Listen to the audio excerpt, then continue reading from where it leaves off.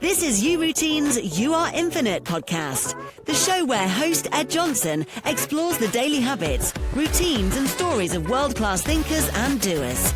Each week you'll hear from experts who share small practices that fuel big results. Hit subscribe and let's jump into today's episode. Sallina Jeffrey, welcome. Thank you for having me. Delighted you're on this. We've known each other for a while. You've founded the mentoring movement. We worked together then in Pushfar. You've done lots of work on research around workplace engagement, emotional intelligence, building high-performance teams, and most recently, and I think this is fascinating, around narcissism and toxicity of leaders and in the workplace, and that possibly extends out of the workplace as well. Can we start with your journey to where you are now? How did you start the mentoring movement? Well, I think, the crazy thing is that before COVID, we lived this very different world, in this world of where we kind of felt that we had to be rigid and stick into this life of going to work, going to the office 9 to 5. I found myself a lot experiencing, I had good leadership within organisations, and I worked under poor leadership.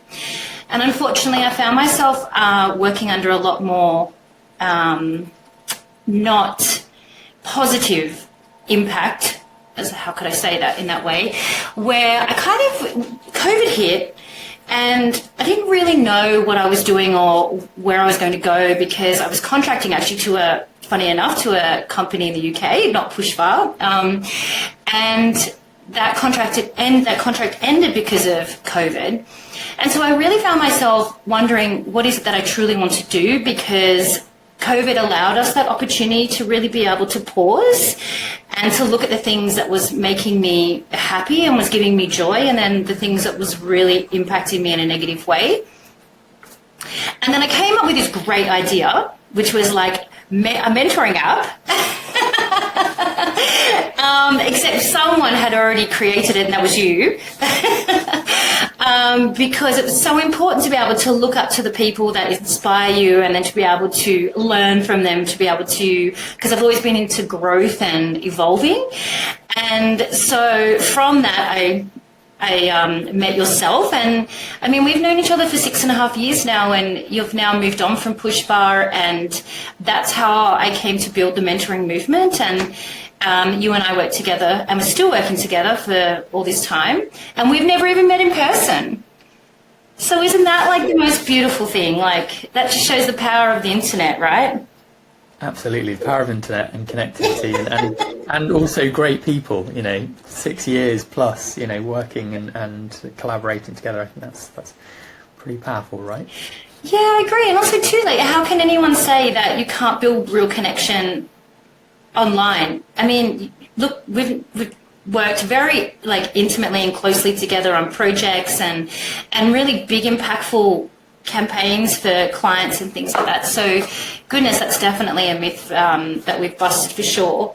But then sort of just going back to how I, during COVID, is that I founded the mentoring movement really with a vision to move the dial on employee disengagement. Because if we look globally, and it still stands, that was 5 years ago in 2020, and we're still there, is engagement from a global perspective sits at around 79%, around that, just approximately.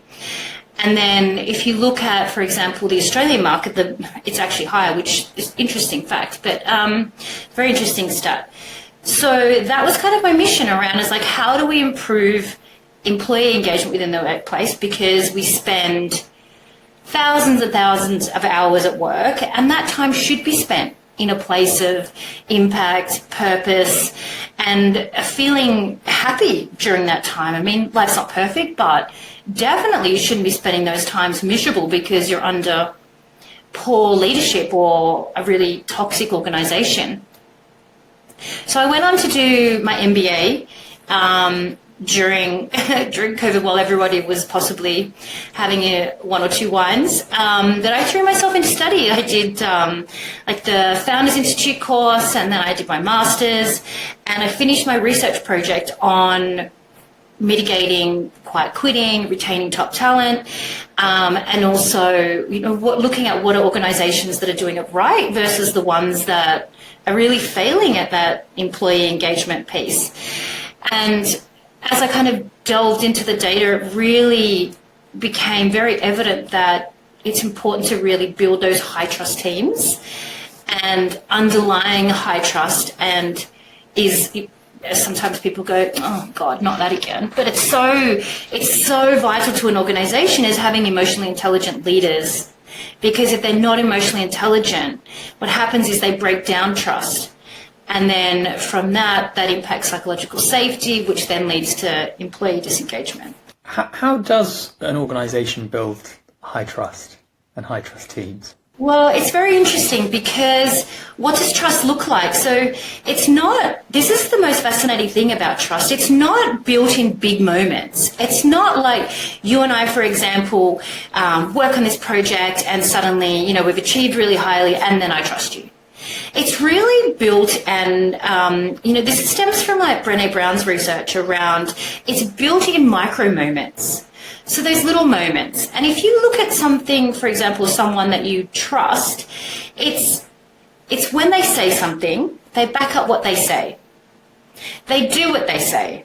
They also have people's backs. And it also, you feel safe around them, because you know that regardless of what happens, you know that they've got your back and you'll work through it. And that's, you as you go through and you see you and I have a conversation, for example, and then you say you're going to do X, Y, Z, and then you walk away and you do X, Y, Z. And then the same for myself, then I'll come back and I'll do X, Y, Z that I committed to. And then in those moments, it just shows that, yes, I can trust you, you can trust me, and we have a good working relationship. So really it just comes down to being a good person, is kind of the main thing, right? Yes, yeah, definitely. But I think too, like, there's so many more factors that come into backing up what you say. Like, it's really about the work that you've done on yourself. It's really about how you see yourself as a person, because if you commit to something, to yourself, which leads back to your back to you routine. But if you commit something to yourself and you do that, then that you trust yourself. So if you, for example, trust yourself, then you will then have a flow-on effect to having that kind of interaction with others. So good, yes, but it's more about who you are as a human being and how you show up in the world and the actions that you take with other human beings. And that consistency as well, and yeah, getting into that routine, as you say, of positive actions being taken every day, right? Yeah, and there was some research that came out from, and I've forgotten the gentleman's name, but he actually wrote The Future Leader, and he did a massive amount of research with like around 100 CEOs, and all of different kind of sizes and industries and sectors. And the biggest thing that came out of that, which is what came into my research with my MBA, is that, and this is also around trust, is that there's organisations that will ask the questions. So we all know, working in organisations before, when we have those employee surveys and you get on there and you have your little whinge about all the things that you don't like and, possibly some things that you do like, and then nothing comes about it. Nothing comes from it. And it's just like, well, that was a waste of time. And then they might, for example, they'll ask you the question and they might have a town hall meeting and they'll be like, oh, yes, this came out of the survey, and this came out of the survey. And then nothing happens. So you kind of have that bit of hope and then nothing happens. But it's the organisations that will ask, they'll acknowledge even the bad, the things that are really uncomfortable in the organisation, but it's also the organisations that act. So we're going to ask you what's wrong, we're going to ask you what's great, what's good, we're going to acknowledge that, we're going to have the hard conversations, and then at the same time we're also going to act and we're going to make change. And that, I think, really can lead back to, that is when employees really start building on that high trust. And I don't think it's any different to us as like people. If we ask you and we acknowledge and we act on things, and it builds trust. Fairly easy to do, but clearly a lot of people aren't doing that. Did that lead on to then the research on narcissism? Well, it's very fascinating because I went through a lot of I've done a lot of personal, like, I kind of describe it as the hardest thing you will do in life is facing yourself. And sometimes it's dark and it's messy, but God, it's worth it, because as I went through a lot of personal experience and went through this healing journey, and then reflecting on my research for my MBA around building high trust teams, retaining top talent, and then underpinning that is emotional intelligence, is what I found was that all of the key factors of what emotional intelligence is, so such as like being self-aware, self-regulating, all of those key pieces, a narcissist cannot do, is unable to self-reflect, is not self-aware, cannot self-regulate. All of those pieces and factors, and there's more underpinning that, they cannot do it. And then if you look at, for example, Brené Brown has a trust framework. It's called boundaries. And from that, I literally did some analysis around each element of boundary. And from that, and I don't know what it is, so we could possibly, I'll look at that and we can come back and record that. But I can't remember the top of my head. But that trust framework, narcissists are unable to meet. They're unable to have boundaries. They're unable to keep a secret, because the most important thing is their self-interest, and they will do whatever it takes to ensure that there's whatever is best for them and their self-interest, they will get, regardless of what the impact of others are. And so as I did a lot of research, once I finished my MBA, I really looked and went, why has nobody connected narcissism to disengagement in the workplace? Why have they not? They touch on it, but they don't really, there's no deep research on disengagement is impacted by narcissism. So we have all these leadership books, we have all this research on leadership and top leaders and what it looks like to be a leader, and human-centered leadership is really something that's coming to light now. But no one has really looked at the dark side of narcissism. And then if you layer on top of that, you look at narcissism from a grandiose, that person that's full of ego, walks in the room, self-entitled, doesn't have any boundaries, rides over everybody in the meetings and makes decisions without including you and things like that, and all that insidious behaviour of possibly, I just forgot to CC that person in that email. But the biggest thing is that there's a lot of subclinical types of narcissism that people don't understand and they're not even aware of. They don't even know how to put a framework to it. They don't know what it looks like. And then that's why I'm currently in the process, like in the midst of the darkness of research of understanding is how do organizations mitigate narcissism. But also, too, no one ever talks about how do organizations heal when there has been a narcissist in the workplace. I don't know about you, Ed, but I know that I've had bad leaders in my past and I've been impacted so negatively, and you don't just resign and that stops. You carry that on. You carry that on into for example, you can't even compartmentalize when you are in that environment. You take it home. You take it to the street when you order your coffee in the morning. You don't kick cats, but you go home and that saying of like you kick the cat, you're frustrated, you take it on the people you love because you're being impacted in the workplace from such quite toxic. It doesn't even necessarily have to be the leaders. It could be even a colleague that's behaving in that way and treating you in a way that is not psychologically safe for you. I think a lot of people, I know I have, and I think a lot of people will have had bad experiences with leaders, right? You talked about that yourself there. If someone is in that position, whether it's their manager or the leader of the organisation, or even, as you just said, they're a colleague, what can they do about that? So the biggest thing, and this is what I did for myself, is that I found myself under, and if we stem back without going into, because we probably should highlight that there's also really amazing leaders out there as well. So, like you and I, right? That's your self like inflation there, right there. Inflated ego.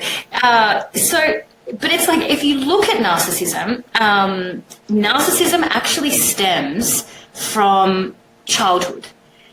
It's formed from an unmet need and possibly abandonment as a child, and from that, if it's not healed, it turns into forms of narcissism. And what's interesting, and which I never knew, and I wish I knew this a long time ago, was, so one, if you're around a narcissist, your brain actually changes. It's what's the word? It actually is impacted, and it changes its form and its wiring when you're actually around a narcissism. But what is so interesting is us as adults, if, for example, we grew up in a narcissistic home, or we had a narcissistic parent and they had like narcissistic traits, is our brain is drawn to narcissism. So, for example, your brain actually, and this is what I find so fascinating, is it doesn't have your best interest at heart. It thinks it does, but it goes to what's familiar. And even if that's not in your best interest. And that is like, that's what I find so fascinating about us, that if we find ourselves being drawn to narcissism, then it's normally like narcissistic people, and it keeps repeating, then there's something within ourselves that we possibly need to heal and look at, because it could be our brain not being our best friend necessarily. So, but what I did wish I knew many years ago is, when you find yourself feeling like you don't trust somebody, you don't feel psychologically safe, and even your body will tell you, if you don't feel right around somebody, and then there's some form of toxic behavior there that you could possibly explore. And I would highly recommend is that you highly educate yourself. So educate yourself on, what does narcissism really look like? Because it is so misunderstood, because it's the subclinical ones that are the most dangerous. So the covert, the one that looks like that really nice person that helps everybody, but then behind closed doors is actually quite, like, it's when you have a conversation and they say something at the end of it and you walk away and you're like, what did that even mean?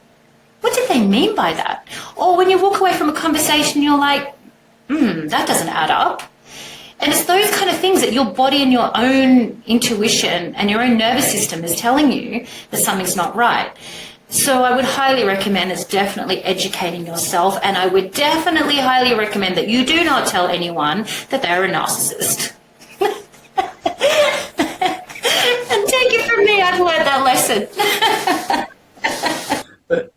So listening to red flags, that, you know, we talk about red flags in relationships or of any kind, whether personal or professional relationships, listening to those red flags is really key, is it? Absolutely. And even studying, this term, I mean, I might be a little bit like out of touch, but, you know, it's the amber flags. They start with amber flags.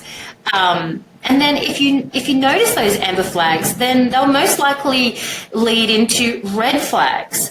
And what I do find interesting, and I take this very much from a personal perspective, is that, for example, I would see the red flags, but I would be like, well, I really want to make this work, so I'm going to try and prove myself more. And I'm going to tell you what's right, what's wrong, and I'm just going to keep fighting, because that was my brain not being my best friend. But it's like, you just have to very much be very, very protect yourself, educate yourself and protect yourself, and move away in a very educated way, because when a narcissist is actually, they call it like a narcissistic wound or an injury, for example, and when they are injured and you no longer feed their ego and they can sense any form of abandonment and you're planning on abandoning them or possibly exposing them, it's not healthy unless you do it in a very, very protect yourself and move away slowly.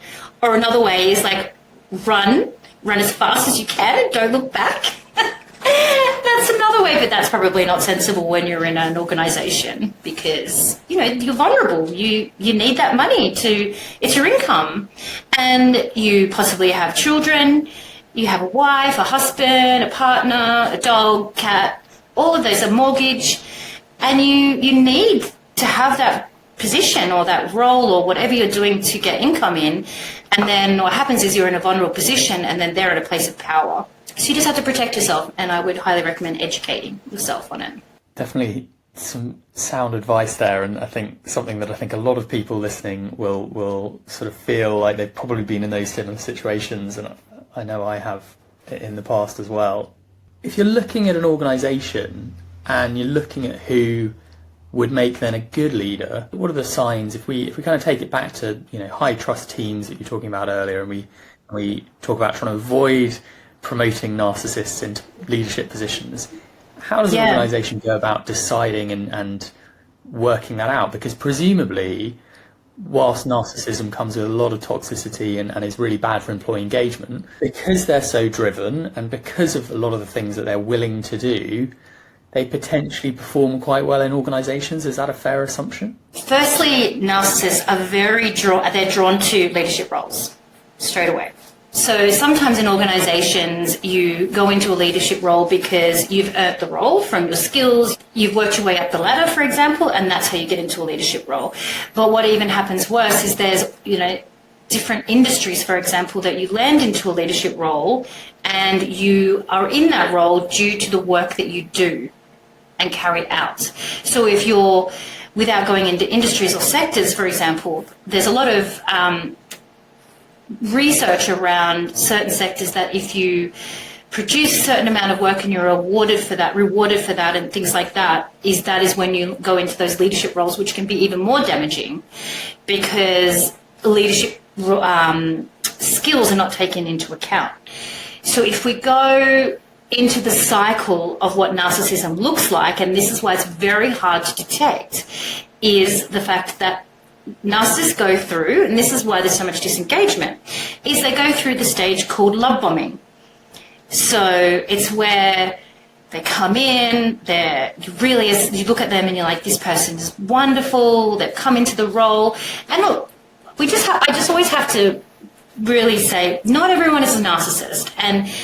But we also have to be very aware, and there's also very good leaders out there. So I just want to highlight that. That's my terms and conditions of disclosure. But they come into the position and they love bomb, and then so the organisation and they're very, very what's the word? They're very captivating when they're in the interviews, and you can believe everything that they're saying because they're very convincing and who they are and what they do. And then what happens is after a period of time, they go into and it's not linear either, they go into a place of the devalue and the discard stage. And it can go back to love bombing, and then it goes love bombing, devalue, discard. And then what happens is it goes to the discard stage. And then there's a further thing of where there's in romantic relationships where then they try to do it's a smear campaign, and then they try to hoover you back. And not even in romantic relationships, it can happen in the workplace, that back and forth, and it actually creates cognitive dissonance. So you're asking yourself maybe this person isn't that bad, or maybe I've read it wrong, maybe I'm, overthinking it, because sometimes they can be really lovely and then other times very cutting. So the most important thing is for an organisation to really be able to mitigate narcissistic and, the different sort of levels of it, is for organisations to really listen to their employees.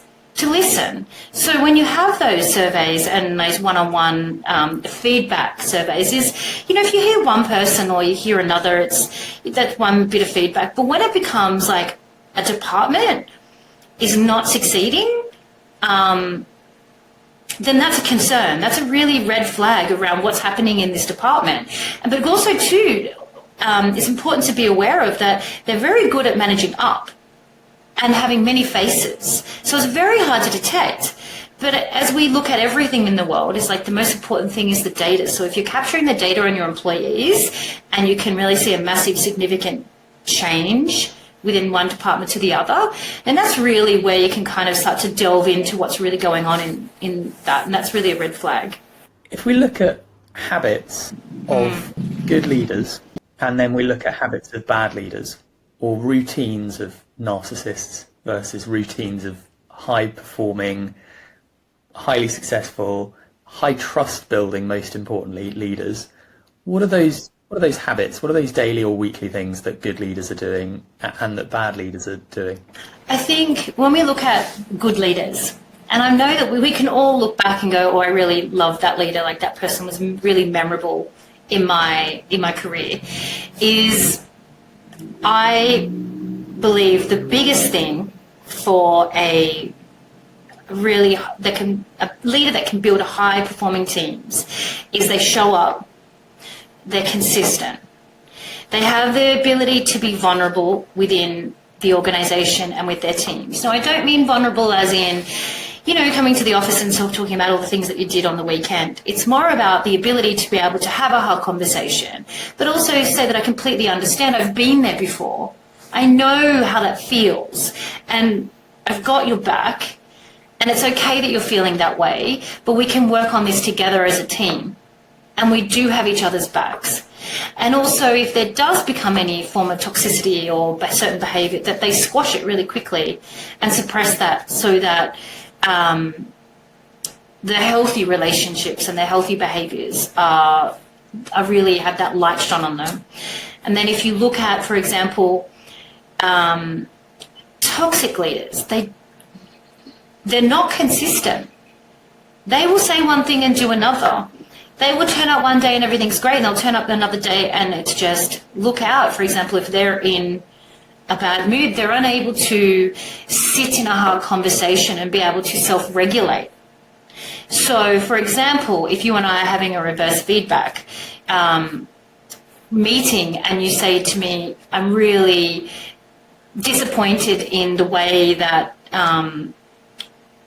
you kind of spoke about me in that meeting before, the difference between a good leader is you have to sit in that uncomfortable that feeling, like it's because it's automatically, it's like jarring. You've been kind of insulted in a way, but a good leader can self-regulate themselves and be able to understand, okay, I understand what you're saying, I hear you, and yeah, I either did that because of this reason, and I'm sorry that made you feel that way, and I'll be very aware of that next time, and I won't do that. A toxic leader, they will deflect. So they will put it on yourself. Yes, I can see that you found that very challenging, but have you really looked at how you behave in organisations, like in meetings, for example? They're unable to really sit within themselves and be able to self-reflect about, okay, yeah, maybe I really should maybe not have done that. They're unable to do that. They're unable to really sit in those hard conversations, and they're unable to be vulnerable because they don't know themselves well enough to be able to be vulnerable in hard conversations. And it's that they don't show up and they're not consistent. It's always, not always, but there's a lot of the time where it's a front. So, and the biggest thing is, as an employee, what you just really have to ask yourself is, how do I feel around this person? Does this person make me feel good, or does this person not make me feel really good about myself? And, and this is what has always blown my mind, right? This is what I find is the most craziest thing, is that all employees want to do is come to work, enjoy their work, and really be able to contribute back and have a purpose. And they want to have a leader that they can trust, that shows up, that is consistent. And this is not all, and they want to be able to feel psychologically safe around that person, be able to trust that person, and that they do what they say. And then when an employee is engaged, they actually work harder. They love what they do. That is a flow-on effect into the organisation, onto your customers, and it has this revolving positive impact on the organisation. And then what happens is it hits the bottom line. You don't have turnover. You have more productivity. You have more happier clients. Like, it just is a flow-on effect compared to the opposite, where you have that toxic leadership. And you see it. You have high turnover. no one's productive. Not many people are productive. No one really likes their work, but they're just there because they need their income. It's not difficult, but it's like, it's such a, if you're a good human-centered, employee-centric leader, you will get the results. If you treat people poorly and you impact them in a negative way and you don't do what you say and you don't turn up consistently and you can't have those hard conversations, your employees will slowly disengage, they will feel psychologically unsafe, they will not trust you, and then they will leave. Or they will just kind of sit around and do nothing and get paid, or they will actually contribute to a more toxic culture. So consistency is key. I said it like that, couldn't I? I had to tell my whole story because I love a good story. I'm glad you did. It's fantastic. Yeah, absolutely. Consistency is key. And it's routine. Like your amazing company that you built Pushfar and you sold that, and now you're building uRoutine. And if you look at, for example, because life is challenging, you have ups and downs and rounds, and not every day is full of blossoms and birds chirping and the sun shining, the rain raining. I was going to say the sun shining. And if, for example, you are finding yourself in these kind of relationships, that most important thing is to try not to be hard on yourself, but to keep yourself in a routine. So keep healthy eating, for example, reducing alcohol, exercising, staying into those really good healthy routines and habits, so that although you have, unfortunately, this environment that's not positive, at least you're keeping track of your health and keeping consistent with something and in a routine. So if people are finding themselves in toxic relationships, personal relationships, I presume that's the same as if you're finding yourself in work with a toxic leader.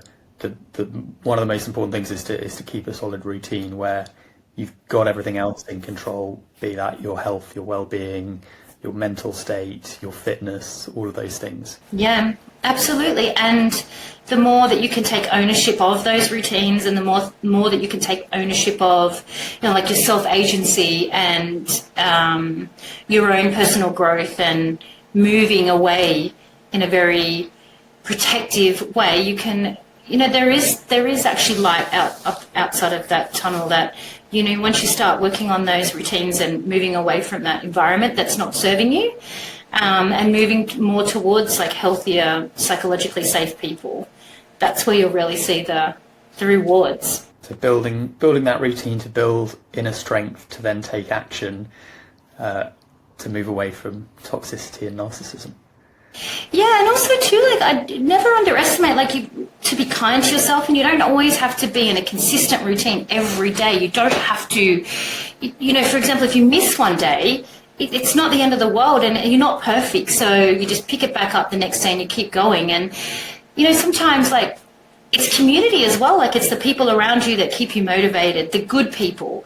And, for example, Ed, I know I've told you this before, but goodness, you were such a saviour in my life multiple times during COVID and during some difficult times in my life. And, sometimes we don't even share that with people, of how important they are. And, community is everything too, as well, when it comes to moving out of things that aren't positive in your life and moving into and keeping those routines. Oh, thank you.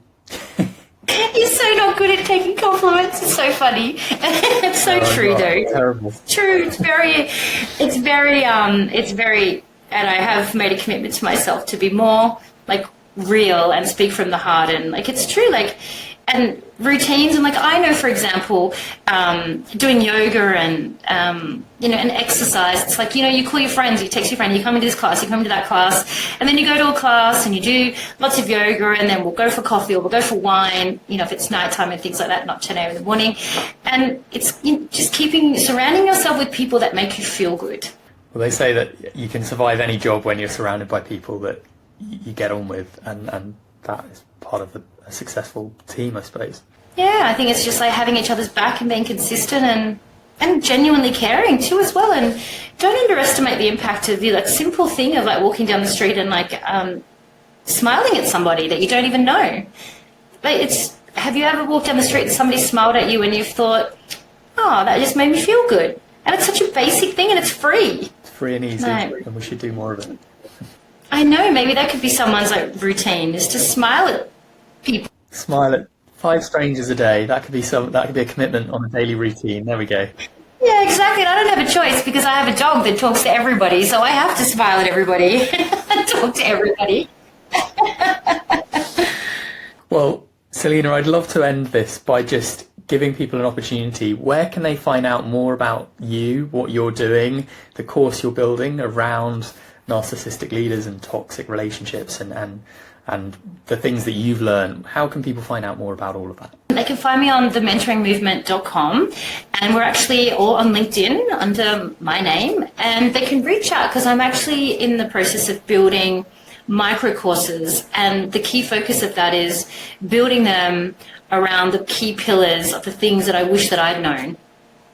And I've spent years and years and years of educating myself around how to navigate challenging relationships, and so I do hope that they really do hit the mark and can really help people to be able to understand and be able to name things and put them in a framework that they couldn't before. So yes, you can find me on LinkedIn or thementoringmovement.com. Sallina, thank you so much for joining us. This has been really insightful, and I hope everybody out there has found it, so I'm sure they have. I certainly have, and I look forward to talking again soon. Thank you. Thank you for having me.